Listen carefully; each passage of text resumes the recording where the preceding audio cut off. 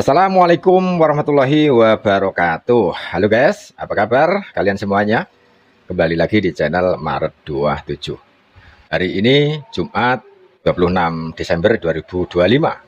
Semoga kita semua selalu sehat, urusan lancar, dan rezeki ngalir tanpa hambatan. Amin.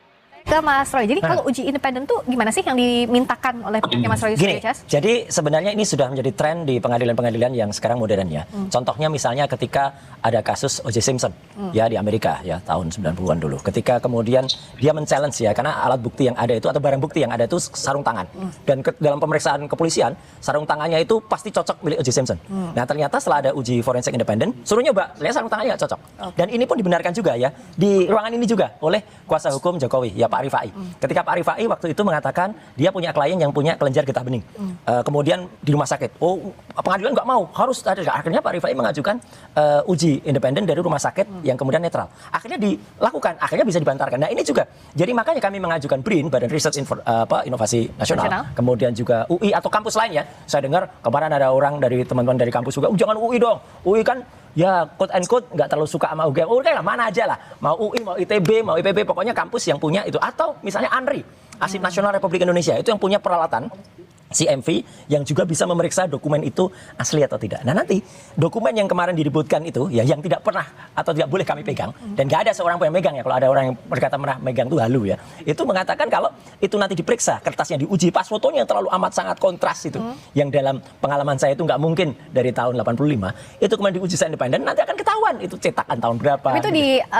Dikabulkan atau tidak sih, dibolehkan ya, atau tidak? Kita mengusulkan itu dan makanya pengadilan ini nanti akan teruji oleh masyarakat juga. Kalau memang fair ya pasti akan dibuka itu. Tapi kalau enggak ya udah ketahuan. Contohnya juga tadi kenapa saya mencontohkan Bu Heliana sebagai wakil gubernur Bangka Belitung ya. Itu kalau fair ya equality before the law harusnya ada indikasi itu kena pasal 363, 263 atau 264 tuh bisa kena juga gitu loh orang-orang kayak gitu. Nah, kalau menurut Mas Semar uji independen itu perlu atau tidak sih dalam kasus ini yang dimintakan oleh Mas Roy CS?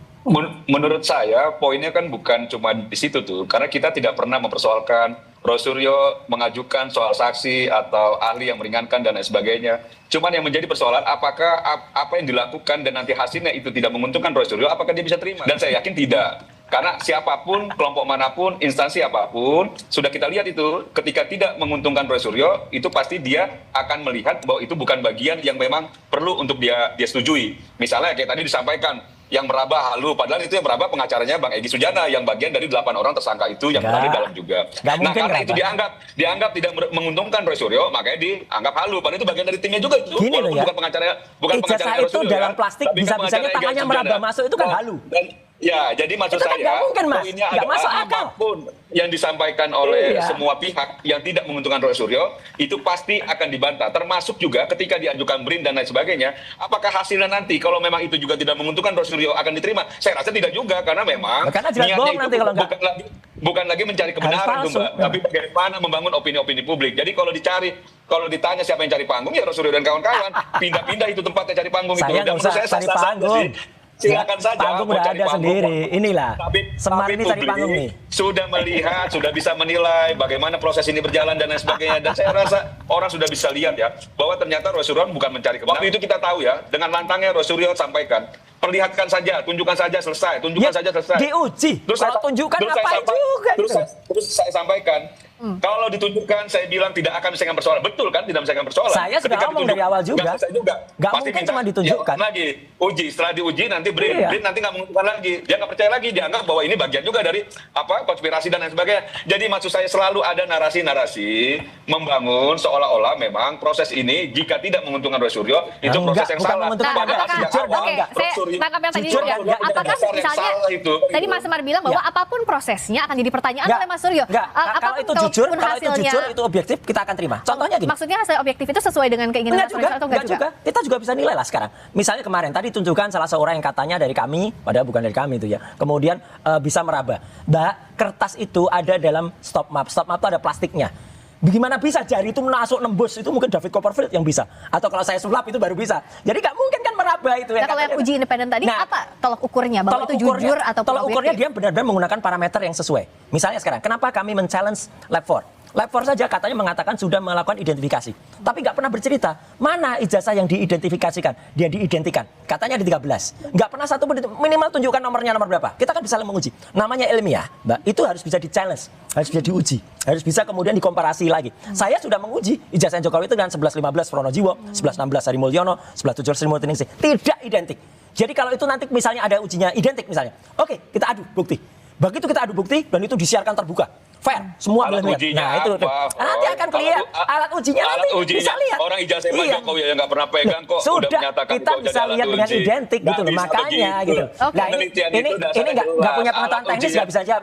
Susah berdebat dengan orang yang nggak ngerti teknis itu susah, Mbak Friska. Pemirsa Kompas TV. Orang nggak punya pengetahuan teknis sama sekali, hanya menggunakan apa kalau Semar ya. Semar itu apapun yang dikatakan oleh Petro ini, apapun yang dikatakan Petro itu pasti yo. Kita balik ya, balik yang tadi ya, Mas Semar. Oke, kalau kata cuma aja. Oke, kita gantian dulu ya, kalau dua-duanya Menurut saya sudah. Mas Roy gantian dulu sama Mas Semar, gantian Mas Semar. Mas Semar. Oke, kan ini dagelan memang Semar. Mas Semar dengerin dulu. Jadi kalau tadi kata Mas Suryo, itu sebenarnya alat ujinya tidak jelas. Menurut Mas Semar tuh kayak gimana sih? Yang harusnya dianggap objektif itu kayak gimana? Gajah, nggak punya ijazah. Ya kan, yang objektif itu kan jelas, Mbak. Dia mau menguji ijazah itu asli atau palsu. Ijazah yang benar. Ijazah yang ada di Pak Jokowi diuji sama Pak Roy. Nah, ini Roy belum pernah pegang, apalagi nguji tiba-tiba menyatakan palsu. Ini kan gagal kesehat kita nih. Oh, ya, hipotesis itu boleh.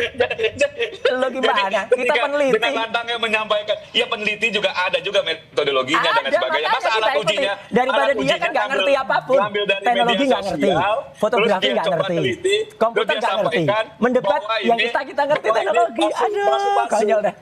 Kasihan deh, Mbak. Mas Roy ini merasa si paling ngerti. Merasa si paling gimana? Tapi kita tahu semua bagaimana Roy Suryo. Dan saya nggak akan sebut itu lagi. Petro ini ikuti semua bagaimana Roy Suryo. Gimana? Semar. Tapi saya curiga waktu zaman sekolah dulu Roy Suryo dari SD sampai dia kuliah tidak pernah diajarkan nyanyi lagu Indonesia. Ini kita jangan bahas personal saling masing-masing deh. Sekarang balik lagi ke kasusnya ya, Semar sama Mas Roy ya. Oke, udah ya. Oke, kita balik lagi ke kasusnya. Nah, untuk kasusnya ini, next-nya itu Mas Roy, kalau uji independen ini apakah dilakukannya nanti hanya bisa dilakukan saat di tahap pengadilan atau enggak, sebelumnya boleh. Jadi supaya lebih panjang. Kalau pengadilan itu kan waktunya sangat mepet. Kemudian kalau pengadilan nggak mungkin karena yang namanya carbon dating itu, Mbak. Ini saya beritahu juga Semar supaya ngerti ya. Carbon dating itu uji karbon dari kertas itu. Itu nggak bisa selesai dalam beberapa detik. Jadi artinya ijazah yang disebut so-called disebut asli itu nanti memang harus nggak boleh dipegang oleh Polda Metro. Contohnya apa? 30 Desember besok itu harus juga dibawa ke Solo untuk dibawa ke sidang lawsuit itu. Kalau itu nggak dikasih, itu pun sudah jelas masyarakat bisa menilai. Oh, ini berarti ada apa-apanya. Setelah itu mungkin dibawa ke lab yang uji independen.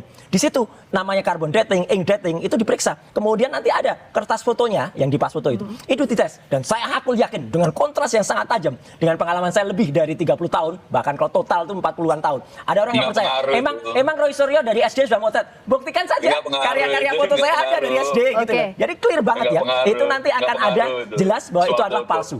Dengan palsu, udah jelas nanti masyarakat bisa menilai. Itu, Mbak. Nah, Mas Semar kalau dari pihaknya Pak Jokowi melihat apakah memang kalau ada batu uji lainnya, ini bisa dijawab. Artinya tantangan itu ya bisa saja dilakukan begitu, tidak takut untuk menjawab tantangannya Mas Roy. Mas Semar.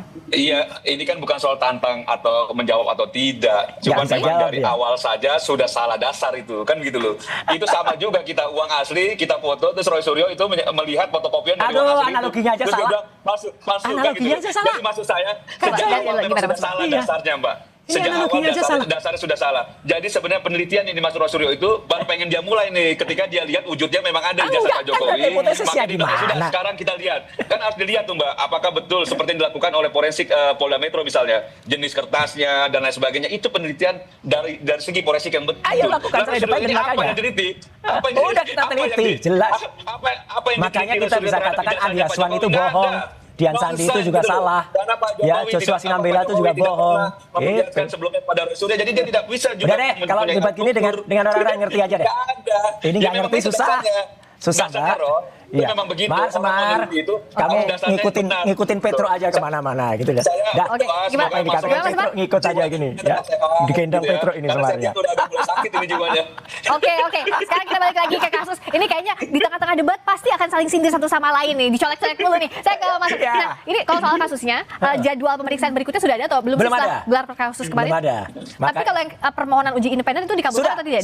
Sudah kita ajukan suratnya. Tapi belum ada feedback. Belum ada. Okay. Termasuk kan baru kemarin suratnya. Termasuk juga pengajuan beberapa ahli yang kemudian menguntungkan kita atau saksi-saksi itu juga baru. Dan kalau fair, semua harus termasuk juga pemeriksaan terhadap 5 teman-teman lain yang masuk dalam klaster 1. Itu kan juga diperiksa. Apalagi ada satu yang belum diperiksa sama sekali, kok sudah jadi tersangka, kan kasihan juga dia. Belum diperiksa sama sekali, sudah jadi tersangka. Tapi jadwalnya belum ada berarti ya? Jadwalnya belum ada. Makanya Semar ini ngikut aja nanti perintah dari Petro.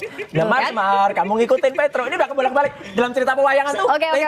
Nah, jadi kita tunggu berikutnya jadwal pemeriksaannya kapan.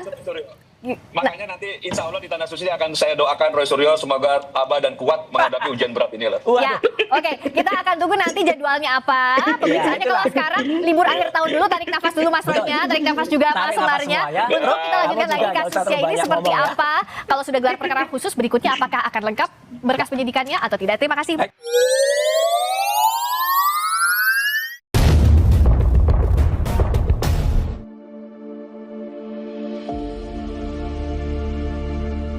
Kebohongan yang terus diulang pada akhirnya bukan jadi kebenaran, tapi jadi bahan tertawaan. Narasi Roy Suryo CS hari ini sudah tidak lagi sekadar rapuh, tapi ambruk tanpa sisa. Dulu, sebagian netizen masih dibuat bingung. Ijazah Pak Jokowi ini asli atau palsu? Hari ini, semua mulai terang benderang.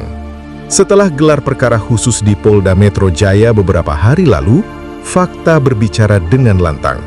Ijazah Jokowi ada, disita resmi sebagai barang bukti. Bukan katanya, bukan klaim sepihak, tapi fakta hukum. Yang katanya ijazah tidak ada, katanya palsu karena tidak ada watermark, tidak ada emboss, tidak ada garis lintasan merah. Hari ini, semua alasan itu rontok satu persatu. Karena nyatanya, semua ada, lengkap. Bahkan kuasa hukum Egy Sujana, yang notabene bagian dari klaster pertama tersangka, mengakui sendiri, sudah melihat, bahkan sempat meraba, walaupun sebenarnya tidak berhak menyentuh, karena itu kewenangan penuh kepolisian sebagai barang bukti. Ironis bukan? Yang paling kencang teriak palsu, justru mengakui kebenarannya setelah melihat langsung. Rakyat hari ini bukan rakyat yang bisa dibodohi dengan narasi murahan. Publik sudah cerdas, kebenaran sudah telanjang, dan satu persatu, badut-badut yang sok jadi peneliti mulai terbuka kedoknya. Tapi apa yang terjadi? Bukannya sadar, bukannya minta maaf, bukannya berhenti, mereka malah makin menjadi-jadi, terus menggiring opini, terus memelintir narasi. Alasan baru diada-adakan demi satu tujuan, menolak kenyataan. Intinya sederhana, apapun prosesnya, siapapun yang melakukannya, kalau tidak menguntungkan Roy Suryo CS, pasti dibilang rekayasa, pasti dibilang tidak independen. Masyarakat sudah muak, sudah jenuh, dan pertanyaan besar pun makin keras menggema. Kenapa Roy Suryo CS belum juga ditahan? Kenapa kasus yang sudah terang benderang ini seolah digantung tanpa ujung? Sebagai penutup, satu hal yang harus kita garis bawahi bersama. Kasus ini sudah terang benderang. Ijazah Jokowi ada, asli, dan resmi disita oleh aparat penegak hukum. Bukan opini, bukan asumsi, tapi fakta hukum. Yang roboh hari ini bukan ijazah, tapi narasi kebohongan yang selama ini dipelihara. Dan semakin dipaksakan, semakin terlihat siapa yang jujur dan siapa yang hanya hidup dari sensasi. Rakyat sudah cerdas, publik sudah muak, dan cepat atau lambat, kebenaran akan selalu menemukan jalannya sendiri. Kalau kalian setuju bahwa kebenaran harus dilawan dengan fakta, bukan fitnah, jangan diam. Klik like sebagai bentuk dukungan, subscribe channel ini agar kita terus kawal kasus ini sampai tuntas, dan share video ini seluas-luasnya, biar kebohongan gak lagi punya ruang bersembunyi. Tulis pendapat kalian di kolom komentar. Setuju atau tidak, kita debat dengan akal sehat, bukan teriakan kosong. Saya pamit. Kebenaran tidak butuh teriakan, karena fakta selalu berbicara lebih keras. Sampai jumpa di video berikutnya.